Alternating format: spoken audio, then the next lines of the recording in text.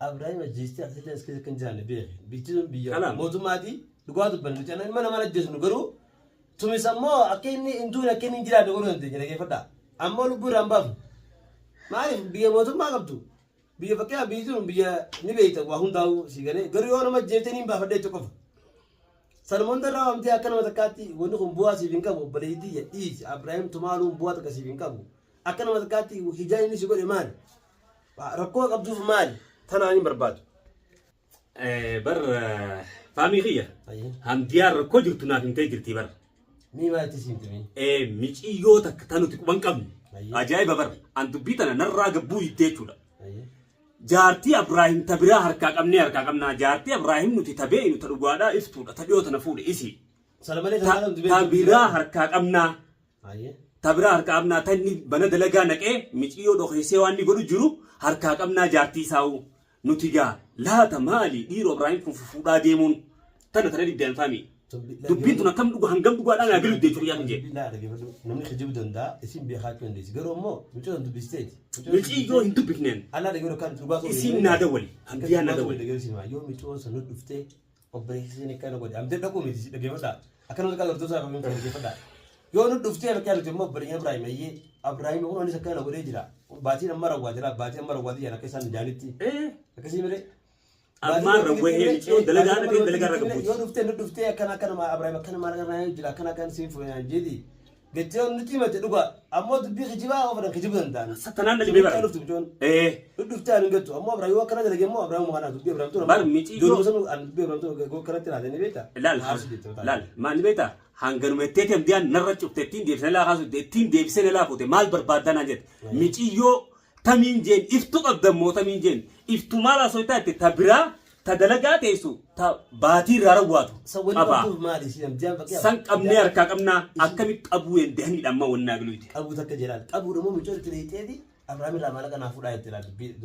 Miciyyoon akkami beektaa osoo isa barbaadduti akkan isaas waliin itti dheeqeensa Abrahaam akkana maallaqa irraa nyaateedha miciyyoon. Wanni jedhe kana itti himatti. Miciyyoo maallaqa irraa nyaatee baatii meeqa dalagatti abduubee eegaa hordoftoota keenya takka nyaate jechuudha. Miciyyoon gabbuutee osoo isa barbaadu jirtu isa ni hun agarree duraan tilifoona wal qabaniisa akkana himtetti. Boo miciyyoo raahuu maameeqa nyaateeti.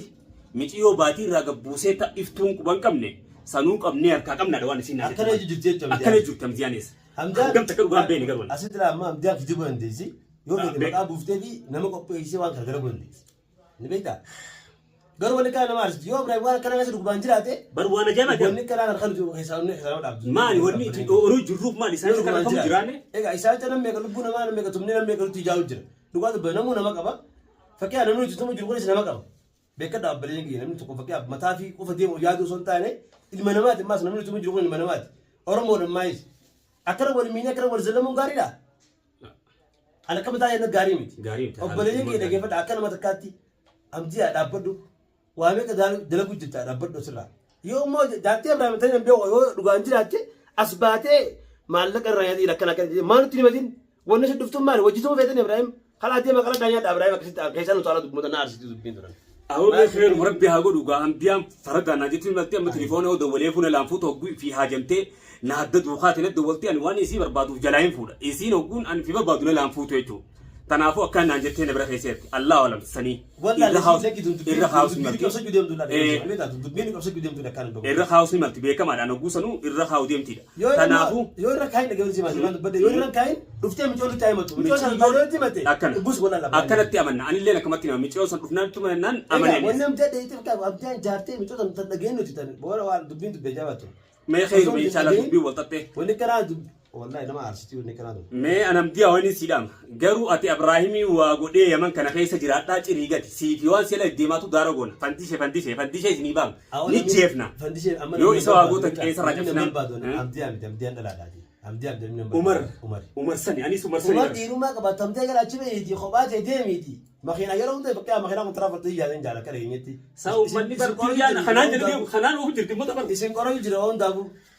Makiinaa hin beekamneen. Kophaatee wallaa laati kophaatee beekam libdii beekam masalaa oongaa. Mee akka duraan deddeemtu deemu mar sodaadhaa fi eelaachiin baatu si beeyi. Warri biyyaa nuni biyyaa ofitti jira yoo dhaabbilee jira yoo dhaabbilee amma sitti nama miinaa miti namu kaan warri biyyaa. Namni biyya qaba biyyarraa waan qabee haalii.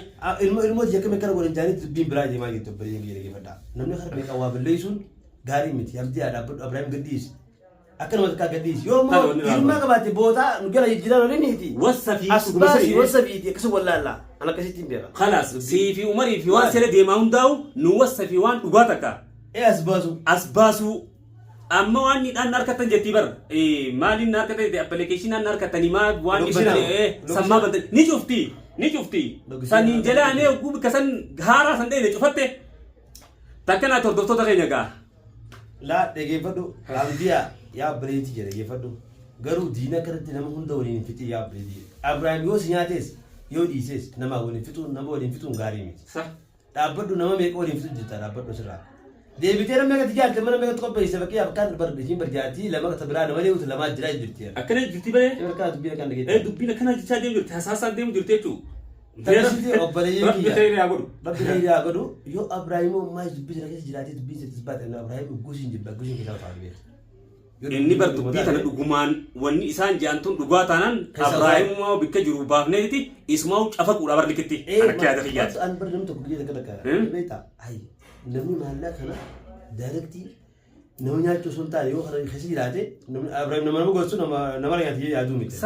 Garuu akka hundiyaan teettee fakkiiamisuma kanaa hundii mataa diseenii akka jeetti dhibee dhanii nuti sirrii jala baasee sirrii akka jee ansoolumaan si godhachuu deemaa. Barri fi maa bari wanni tumsiisu jira maal? Kanaan tumsiisu jira bari isaas. Afaaniin laatataa. Ayi sunis waan asoo kana kanaasee inni leettisuun hin qabu. Abiraam bara ifirraa faccisan guuse inni sakaraan sana. Sakaraan sana inni khadaran eelmiidhaan khadaran isaa. Waan akkasii silaamma inni waan keessanis haasuu hin qabu keettanii. Haa ta'u yoo inni sakkisi jiraates Abiraam oo sakkisi jiraatetillee yoo viidiyoo dingitallee ilaalte lakkama yoo silaa kisa rakkata isaatti waan akkana kasi jiraannaan ana mataa hagaaf dhugaan si bari fata obboleessa kiyyaatti obboleessa kiyyaatti nama zallamee nama miidhee obboleessa kiyyaatti. San dhugaa bara san dhugaa nama zallamuun dura haraam. Garuu Abiraam nama zallama jee ijaatu akkama taa'ee jiran. Abiraam miskeetiin beekaa nama zallama jee ijaatu. Ammoo ta seeni san fakkaaf nama Ameerikaa jiru namni jaalata nama fakkaaf carraa Ameerikaa qabu kan carraa maallii deemu maallaa kana gaa maallaa kana waa hunda nama godhaa ni beeytanii. Takkasitti obboleen kiyyaa yaada kan inni yaada biraa. Takkanaati hordoftoota keenya har'a inni bikka kana keessa mul'annaan tamaam wannummaa wajjaanuuf hin jirtu jechuudha. Nuti akka obboleessaatti baafneetiti sanboota irraa murannuus. Eegatti seenneef waa jalaan tamaam baafneeti irraa muramna yoo inni dhugaadhaan wanni kun jiraatte waa isiin rakeesse Allahu a'lam. Tamaam michiyoollee na dubbisiisiin jeen michiyoollee na dubbisiinee jechuudha. Irra dhaqqaba jetteetti akka aadaasitti gachuufattee jechuudha. Takkanaati nuti takkaa rafnee hin beeknu. Faamiin faanis hara jiranii yaa'u jiran aarifoo akkama magaalaa keessa facaanee nuti barbaadu jirra jechuudha. Inshaallah ammaas numa baafna. Nuti ijoollee isaanii hanga Abiraam ba'u gadi hin dhiibnu. Tamaam. Eega kana fedhan Abiraam akka cabaqanii nutis ijoollee isaanii akka jinnii cabayna. Irraa marreeti akka isaan godhu jiraniin cafaynee gadi dhiibnaa jechuudha. Takkanaati hordoftoota keenya yoo gaafa haraarra jiraannes. Awwaala geeffadha. Amma sirriitti waan akkasii bahe. Karaa dhisa salaamina booda jedhatti himnaafi. Yoo karaarra jiraannes karaarra jirtanii nun jaa isaanii waan biraa nu keessa kaasu jira. Nuti cafaynee ol baasuu wallaalle ijoollee afur harkaabna. Tamaam afur harkaabna isaan tokko harkaabanii jechuudha. Isaan irraan kaanne mucuma Abiraam tokkichaa malee. Tamaam waa kana siifamtu Hamdiyaa nu harkaasuma garuu Umarati. Laal Hamdiyaan as keessaa deemuuf deemti. Waa as keessaatti haftuu hafu baattu jalaanuma jechuun jalaayis maqamna gaaf sana akkasii goonu arguuf teessaati. Qalbiin jaalatee zabar. Mucuma kanaaf bikkatti godheeti wajji deemaa keessaa qabaansa. Takkanaati gaafatoota keenya hanga viidiyoo biraatti walitti dachaanutti rabbi khayrii haa godhu. Du'aayi godha. Du'aayi godhaadha. Assalaamu alaikum wa rahmatullahi wa barakaatuh.